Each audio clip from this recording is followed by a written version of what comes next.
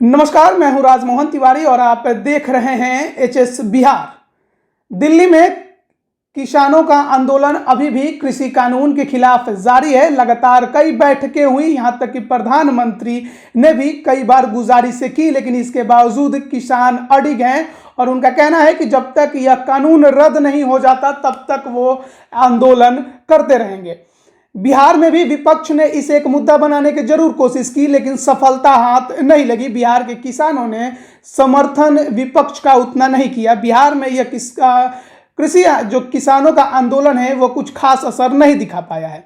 बिहार के उप मुख्यमंत्री तारकिशोर प्रसाद अपने गृह जिला में 2 दिवसीय यात्रा के दौरान पहुंचे हुए हैं और कटिहार में उनका एक अभिनंदन समारोह रखा गया था, जहां पर उन्होंने यह साफ साफ कहा कि किसानों को विपक्ष के द्वारा भरमाया जा रहा है और किसान जो हैं, जो कुछ चुनिंदा किसान हैं, वो सीधे सीधे कहते हैं कि कुछ चुनिंदा किसान हैं जो लोगों को भरमा रहे हैं और अन्य कानून, ये कृषि कानून के नाम पर अन्य किसानों को भरमाने की कोशिश कर रहे हैं। उन्हें सफलता हाथ नहीं लगेगी और जो कृषि कानून बनाया गया है वो जनता और किसान के हित में बनाया गया है और इसी को लेकर वो तमाम अन्य बातें भी बोल रहे हैं। क्या कुछ कह रहे हैं, पहले आप उन्हें सुन लीजिए।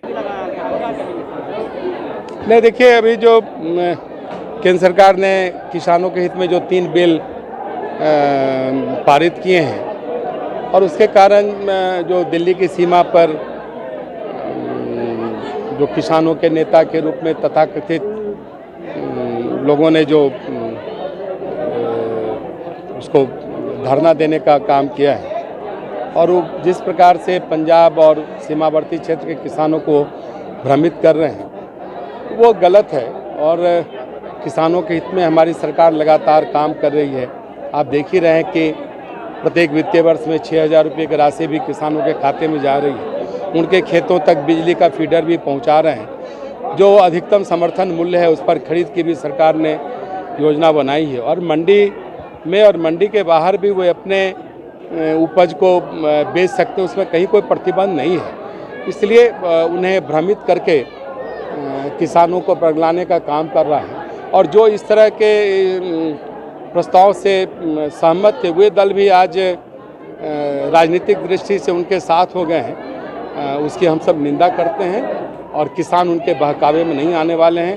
खास करके बिहार के किसान सरकार की नीतियों को समझते हैं और वास्तव में बिहार के किसानों के मेहनत के कारण ही बिहार को 2-2 बार 3-3 बार कर्मणा पुरस्कार भी मिला है।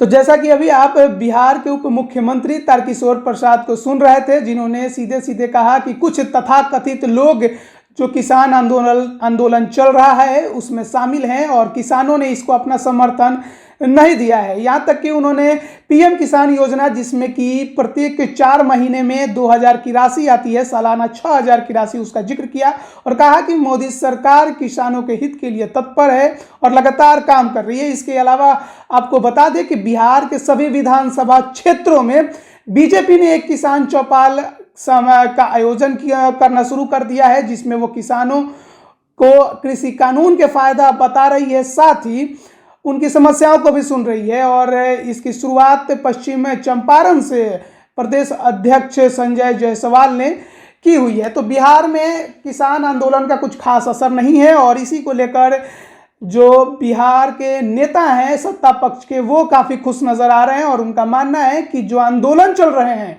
उसमें किसान शामिल नहीं है बल्कि कुछ तथाकथित लोग शामिल हैं। हालांकि ऐसा अगर आप देखेंगे तो ये कहना काफ़ी गलत होगा कि उसमें किसान शामिल नहीं हैं। किसान भी शामिल हैं और खासकर पंजाब और हरियाणा के किसान उसमें अग्रणी भूमिका में नज़र आ रहे हैं। उत्तर प्रदेश के पश्चिम क्षेत्र के भी किसान उसमें आपको नज़र आ रहे हैं और हालांकि इसे एक राजनीतिक रंग देने का कोशिश जरूर विपक्ष ने किया था और काफ़ी हद तक वो सफल भी रहा, लेकिन किसानों ने भी इस बार एक अडिग फैसला लिया हुआ है कि जब तक कृषि कानून रद्द नहीं होगा वो वापस नहीं लौटेंगे और देखना होगा कि आगे इस पर क्या कुछ फैसला होता है। तमाम बैठकें सरकार और किसानों के बीच में जारी हैं, लेकिन अभी तक कोई भी किसी एक सहमति पर नहीं पहुंच पाया है। आगे देखना होगा कि क्या कुछ होता है।